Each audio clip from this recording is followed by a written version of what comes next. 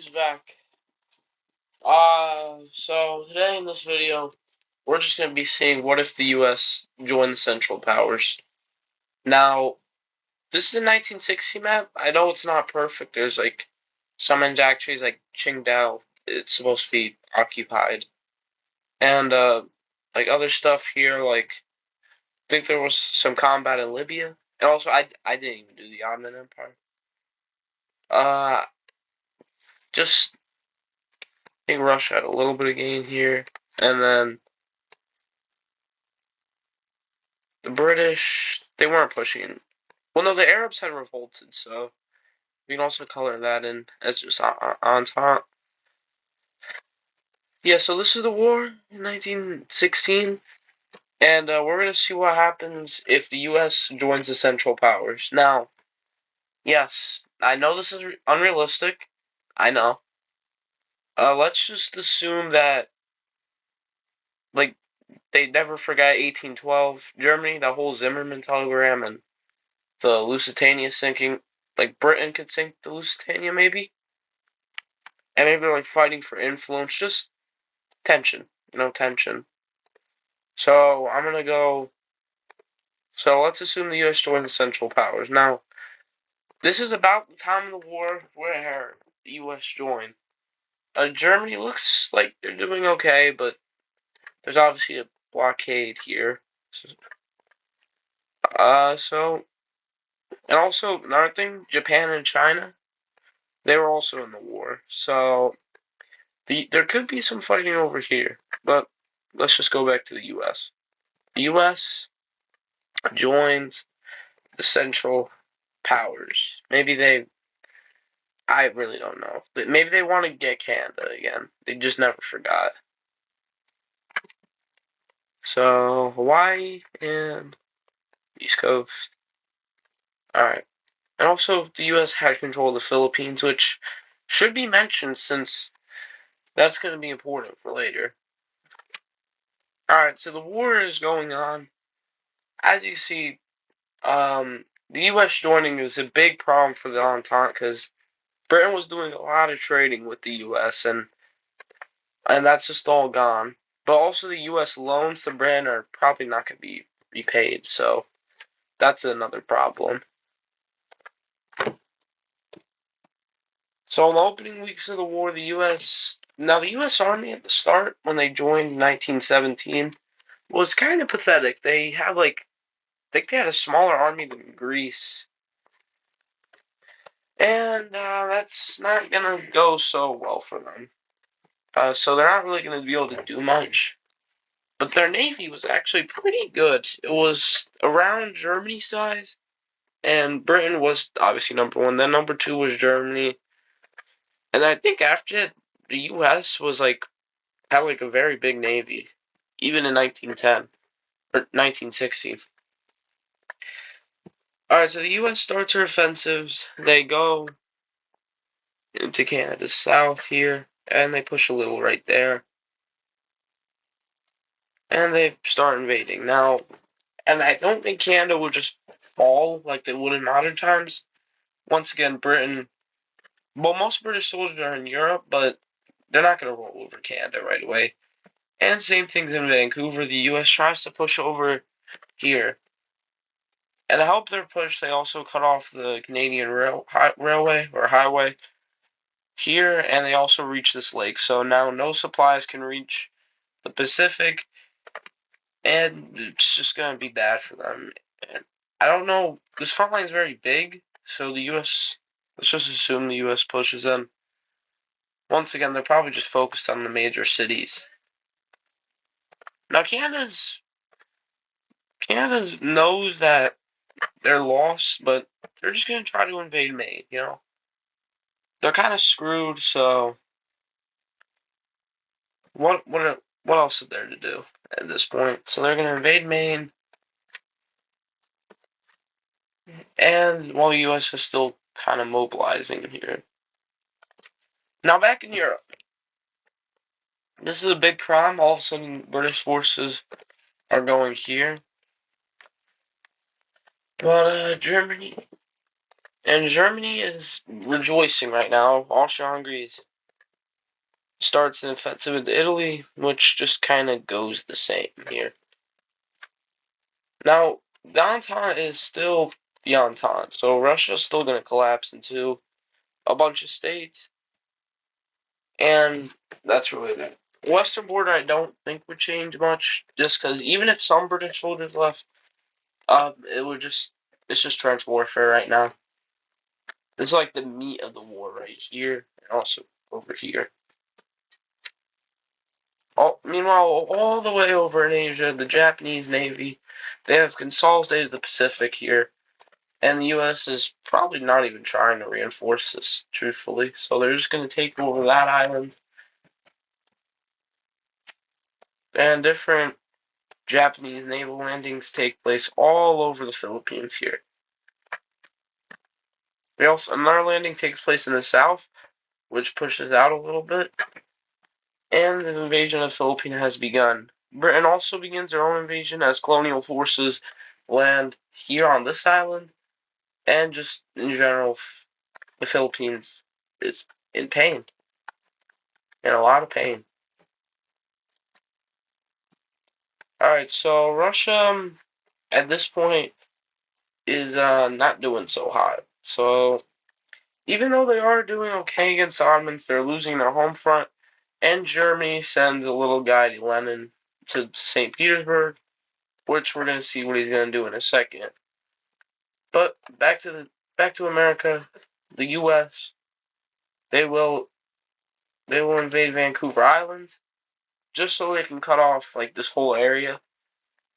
So if that falls down, and this whole Pacific region is pretty much wiped by the U.S. here, just to cut off the Canadian Pacific axis. The U.S. also makes a landing in Nova Scotia. The whole hope is that they're going to capture some British ports over here, so I guess Britain could have a harder time supplying Canada. And the main army is still just pushing through, although the Canadians are putting up a very hard fight here. And the U.S. is finding a lot of trouble pushing through, taking a lot of casualties, but still making progress.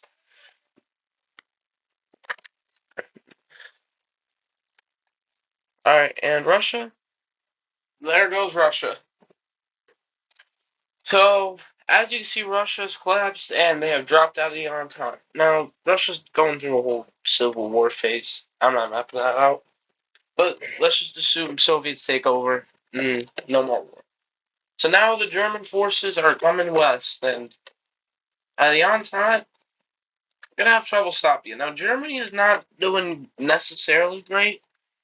The whole blockade is really taking a toll on them. Most of their people are starving, but these millions of soldiers, they're gonna start coming west, and the U.S.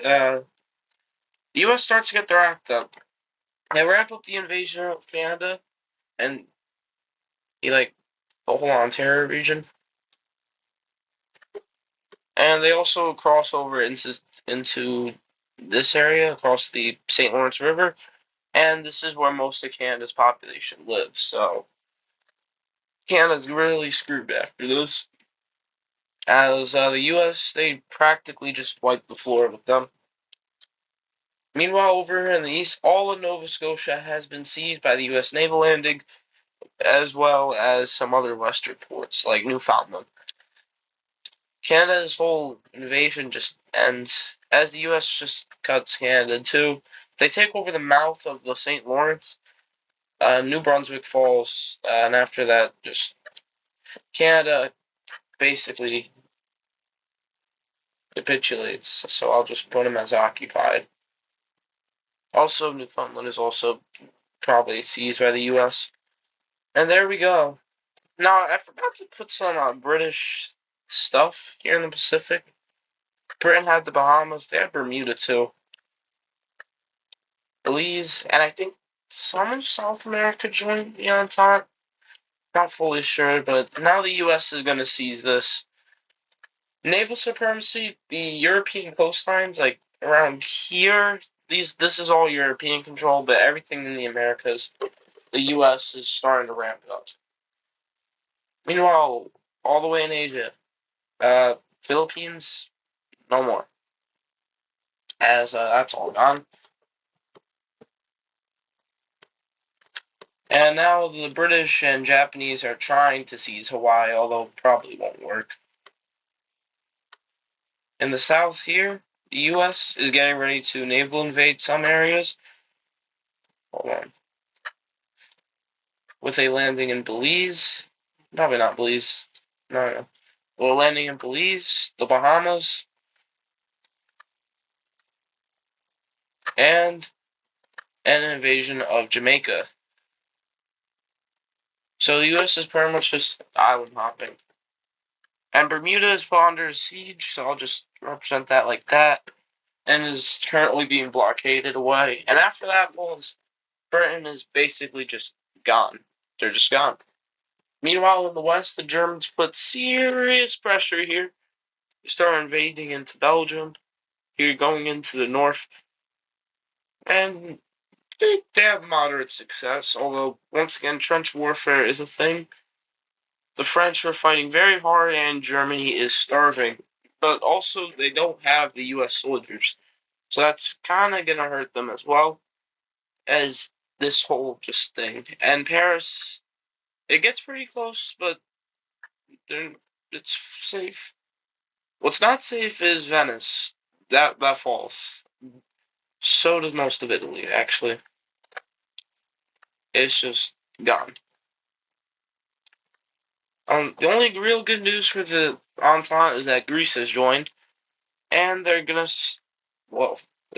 start pushing up and into the Balkan area. So that's pretty nice. They're gonna push into Bulgaria a little bit, and a little bit of the Albania and the I was about to say Greece, and Serbia. Oh, I guess it's Macedonia, but it's Serbian. Balkan nationalists, don't get mad. It's just a map. And the British ramp up their whole invasion of the Turks as things are not going super well here for Turkey, and I guess the Ottomans, as the British just run through their nation. And yeah, so even though it looks like the Central Powers are struggling a little bit, the U.S. is going to start fighting this naval war, and it's going to be a pain for Britain and fight it off. Meanwhile, over in the Western Front, the French lines hold as and even begin to push back a little bit here. So it's once again it's going to be tough, but they can do it.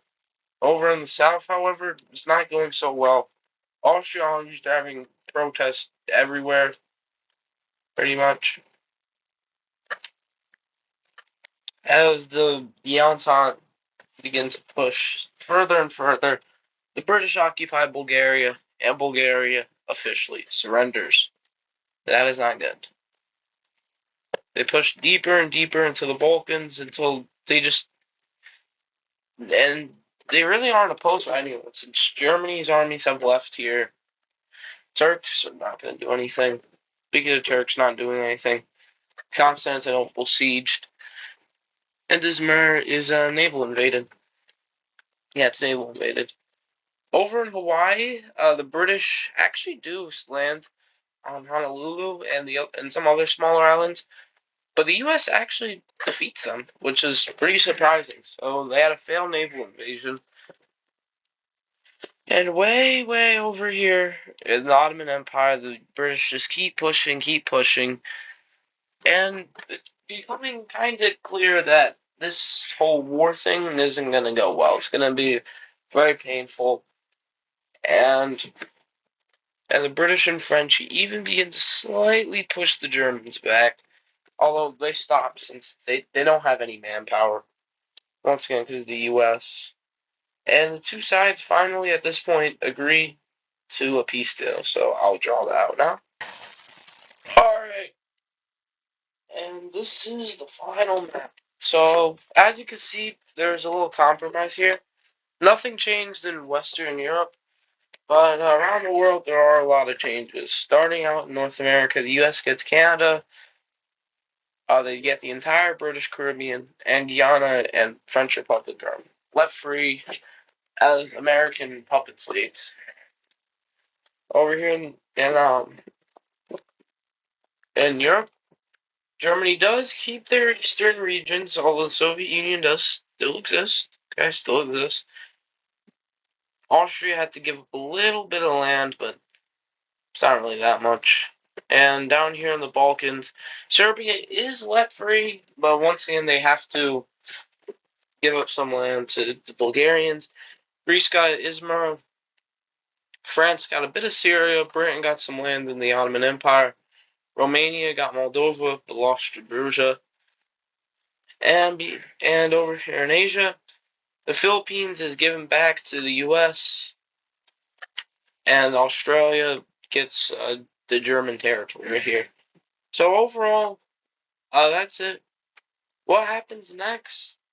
I mean, the U.S. is probably just gonna go back to isolation, and over here in Europe, there's probably gonna be another war with like the Soviets are probably gonna invade Germany, and so will the West, and who knows what that will cost? Not to mention Mussolini is probably gonna do this thing. But that's a story for another day. Alright, bye guys. Make sure you like and subscribe. Yeah, get out.